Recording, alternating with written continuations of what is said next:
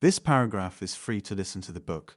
You can click on the link below to start reading. At some point, when I was a child, my father started using a cane to keep himself balanced when he walked. I don't remember exactly when it showed up in our home on the south side of Chicago. I was maybe 4 or 5 years old at the time. But suddenly, it was there, slim and sturdy, and made of a smooth dark wood. The cane was an early concession to multiple sclerosis, the disease that had given my father a severe left-legged limp. Slowly and silently, and probably long before he received a formal diagnosis, MS was undermining his body, eating away at his central nervous system, and weakening his legs as he went about his everyday business. Working at the city's water filtration plant, running a household with my mom, trying to raise good kids. The cane helped my dad get himself up the stairs to our apartment or down a city block. In the evenings, he would set it against the arm of his recliner and seemingly forget about it as he watched sports on TV, or listened to jazz on the stereo, or pulled me onto his lap to ask about my day at school.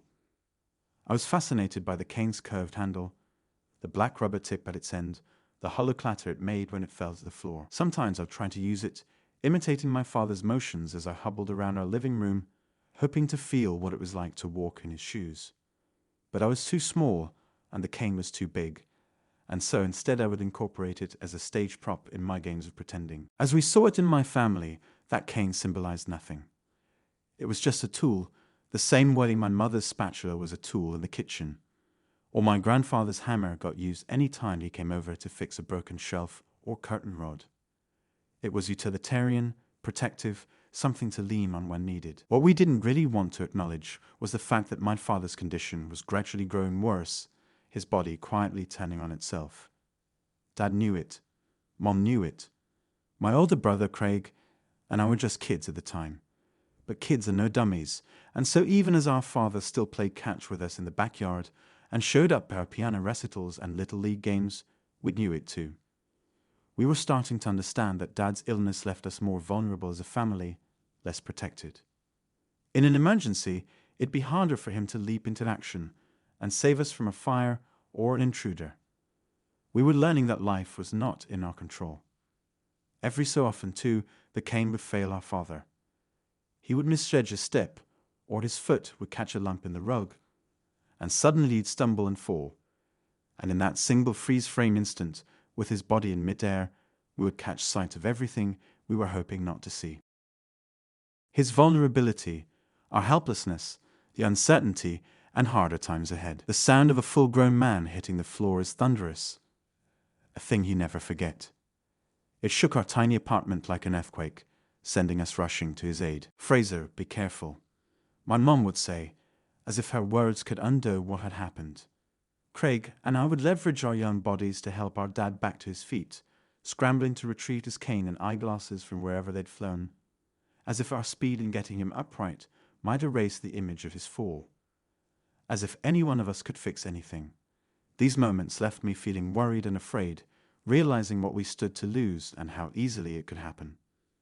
Usually, my father would just laugh the whole thing off, downplaying the fall, signaling that it was okay to smile or crack a joke. There seemed to be an unspoken pact between us. We needed to let these moments go. In our home, laughter was yet another well-worked tool. I realize now that my father's disability gave me an early and important lesson about what it feels like to be different, to move through this world marked by something you can't much control. Even if we weren't dwelling on it, that differentness was always there. My family carried it. We worried about things that other families didn't seem to worry about. We were watchful in ways it seemed others didn't need to be.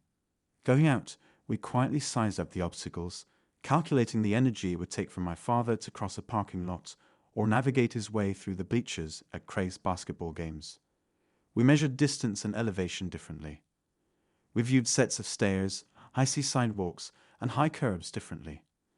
We assessed parks and museums for how many benches they had, places where a tired body could rest. Everywhere we went, we weighed the risks and looked for small efficiencies for my dad.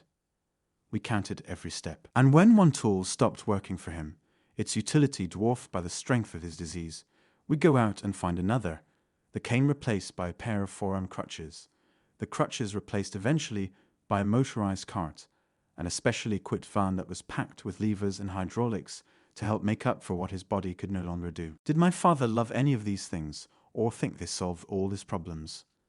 Not at all. But did he need them? Yes, absolutely. That's what tools are for. They help keep us upright and balanced, better able to coexist with uncertainty. They help us deal with flux, to manage when life feels out of control. And they help us continue onward, even while in discomfort, even as we live with our strands exposed. I have been thinking a lot about these things, about what we carry, what keeps us upright in the face of uncertainty, and how we locate and lean on our tools, especially during times of chaos. I've been thinking, too, about what it means to be different. I'm struck by how so many of us wrestle with feeling different, and by how central our perceptions of differentness continue to be in our broader conversations about what sort of world we want to live in, who we trust, who we elevate, and who we leave behind. These are complicated questions, of course, with complicated answers. And being different can be defined in many ways. But it's worth saying on behalf of those who feel it. There's nothing easy about finding your way through a world loaded with obstacles that others can't or don't see. When you are different, you can feel as if you're operating with a different map, a different set of navigational challenges than those around you. Sometimes you feel like you have no map at all. Your differentness will often precede you into a room. People see it before they see you, which leaves you with the task of overcoming. And overcoming is, almost by definition, draining. As a result, as a matter of survival, really, you learn, as my family did, to be watchful. You figure out how to guard your energy, to count every step. And at the heart of this lies a head-spinning paradox. Being different conditions you toward cautiousness, even as it demands that you be bold. So, you really want to continue reading. You can click the link in the description to continue reading. Remember, don't forget to subscribe to this channel.